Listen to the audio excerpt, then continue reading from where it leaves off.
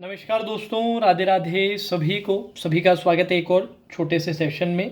ECGC PO का exam हुआ, अपने कुछ कैंडिडेट्स थे, उनसे मेरी बात हुई मैसेजेस के थ्रू और जो एनालिसिस पता चला है वो मैं आपके साथ शेयर कर रहा हूँ।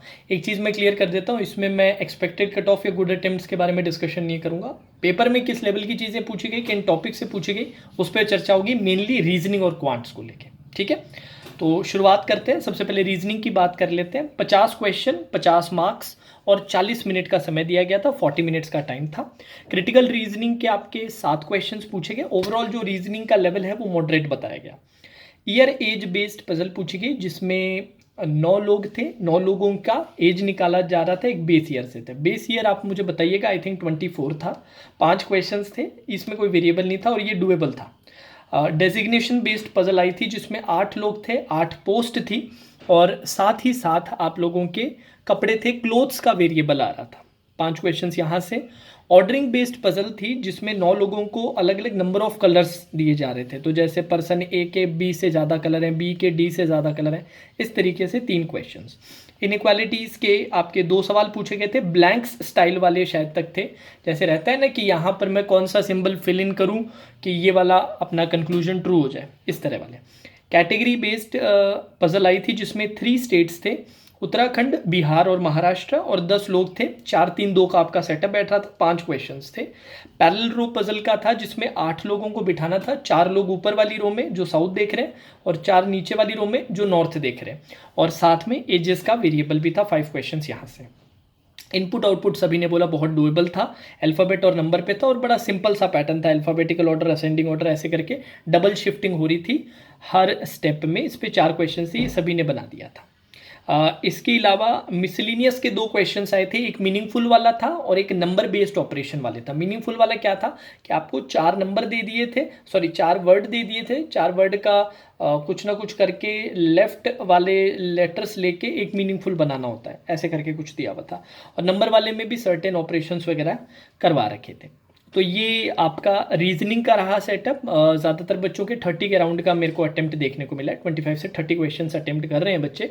इसका मतलब आरआरबी पीओ मेंस से थोड़ा सा ईजियर साइड पे था, बट आरआरबी क्लर्क मेंस से डिफिकल्ट था। आरआरबी क्लर्क मेंस से difficult, but RRB PO mains से थोड़ा ईजी, हल्का सा ईजी, बट ओवरऑल आप बोल सकते हैं मॉडरेट लेवल था।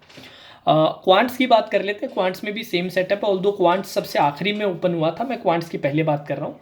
क्वांट्स का लेवल भी मॉडरेट था और इसमें आपके 50 क्वेश्चन, 50 मार्क्स, 40 मिनट्स का टाइम दिया गया था। सिंप्लीफिकेशन के 3 से 4 क्वेश्चन, बहुत इजी। मिसिंग नंबर सीरीज 3 से 4, बहुत इजी। बार ग्राफ डीआईज आई थी जिसमें बॉयज़ प्लस गर्ल्स का पूछ रखा था। टोटल बॉयज़ आपके गिवन थे और 5 क्वेश्चंस यहाँ थे। ये थोड़ा आपका टाइम टेकिंग था। टेबल बेस्ड डीआई था जिसमें कीबोर्ड प्लस प्रिंटर सोल्ड के थे। वही क्वेश्चंस जो इन पे पूछे जा रहे थे वो थोड़ा टाइम टेकिंग थे। 2 केसलेट डीआई थे जिसमें से एक तो इजी था बट एक आपका मॉडरेट साइड पे था। दोनों में 5-5 क्वेश्चंस थे।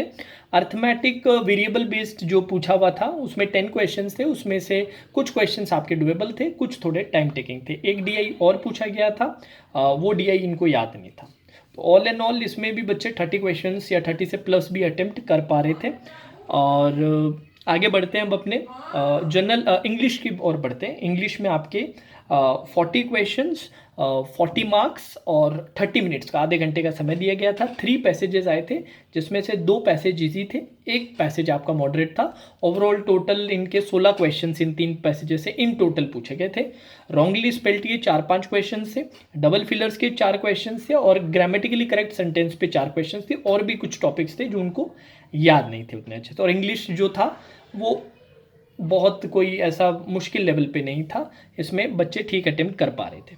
फिर कंप्यूटर पे आ जाते हैं। कंप्यूटर को इजी बताया गया है। जनरल अवेयरनेस की बात करें तो general awareness easy to moderate बता रहे हैं और बोला गया है कि रीसेंट मंथ से आपको काफ़ी सवाल, लेटेस्ट जो 3-4 महीने हैं उससे काफ़ी सवाल देखने को मिले थे। तो ऑल एंड ऑल अगर अपने बोले तो पेपर, अगर आप मेंस के रेफरेंसेस पे चलें तो आरआरबी क्लर्क मेंस से थोड़ा मुश्किल, बट आरआरबी पीओ मेंस से इजी लेवल का पेपर आप बोल सकते हैं। इसलिए नंबर ऑफ अटेम्प्ट्स भी बच्चों ने डिसेंट किया है। ठीक है, अब इसमें इंपॉर्टेंट रहेगा एक्यूरेसी, कि अगर आप एक्यूरेसी मेंटेन कर पाते हैं, क्योंकि वैकेंसीज बहुत कम है तो आप एक्सपेक्टेशन इससे जितना कम रखिए उतना ज़्यादा बेटर रहेगा। जाने से पहले रिमाइंडर सभी के लिए, जो भी बच्चा मुझसे पढ़ना चाहता है, हमारे प्लेटफॉर्म पे 20% ऑफ की सेल चल रही है on our mummy subscription. Mummy subscription हमारा ऑल एक्सेस सब्सक्रिप्शन है, वो आप ले सकते हैं। जो बच्चा स्पेशली 2025 को टारगेट कर रहे हैं उनके पास ज़रूर होना चाहिए।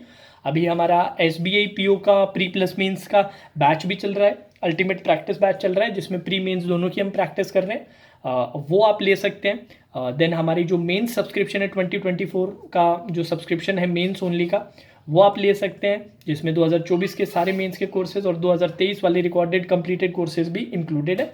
और अभी मेरा IBPS PO मेंस का भी एक प्रैक्टिस बैच चल रहा है अभ्यासा 2.0 करके, उसके लिए भी चाहें तो एनरोल कर सकते हैं। अगर आप मम्मी सब्सक्रिप्शन लेते हैं तो ये छोटे छोटे जितने भी कोर्सेज का मैं नाम ले रहा हूँ, चाहे अभ्यासा है चाहे SBI PO, वो सब उसमें इंक्लूडेड रहेंगे। ठीक है, बाकी लिंक में नीचे डिस्क्रिप्शन में डाल रहा हूँ, कोड है VT20, 20% आपको ऑफ मिल जाएगा। और जो बच्चे CGC PO का पेपर देकर आए, प्लीज़ कमेंट सेक्शन में मेंशन जरूर कीजिएगा कि आपने कितना कितना अटेम्प्ट किया। राधे राधे।